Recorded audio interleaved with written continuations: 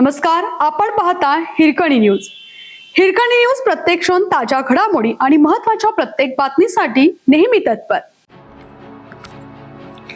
वसईत खोल समुद्रामध्ये रिंगण, 7 दिवसापासून गुड कायम, बोट थोडक्यात बचावली.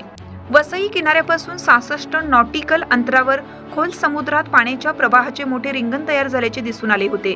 11 जानेवारीला एका व्हिडिओच्या माध्यमातून उघडकीस आलेल्या या घटनेनंतर सर्वच यंत्रणा सजग झाल्या होत्या. परंतु घटनेस 7 दिवसांचा अवधी गेला तरीही हा प्रवाह नक्की कशामुळे तयार झाला याचा अंदाज कुठल्याच यंत्रणेला लागलेला नाही. त्यामुळे मच्छीमारांमध्ये भीतीचे वातावरण आहे. वसईतील पाचूम बंदर येथील ओम नमः शिवाय ही कृष्णा मुरली खांड्या यांच्या मालकीची मच्छीमार नौका समुद्रात मासेमारीसाठी निघाली होती. GPS क्रमांक 3015 554 7158 576 या ठिकाणी मोठे गोलाकार वर्तुळ तयार झालं होतं.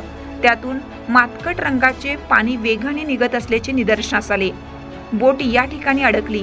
इंजिनचा वेग वाढून मच्छीमारांनी बोट बाहेर काढून त्वरित मत्स्य अधिकारी, तटरक्षक, नौदलाला माहिती दिली.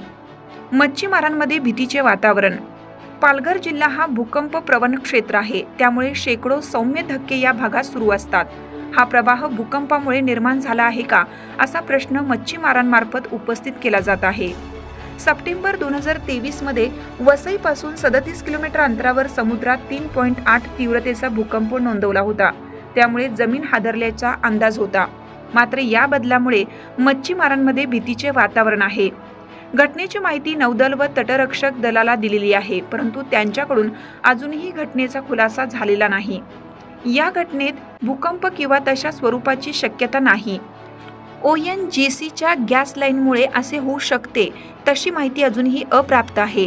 दिनेश पाटील, सहाय्यक आयुक्त मत्स्य व्यवसाय, ठाणे, पालघर. ज्या बोटीसोबत ही घटना घडली होती त्यांनी माहिती दिल्यानंतर तात्काळ तटरक्षक दल व नौदलाला कळवलं आहे.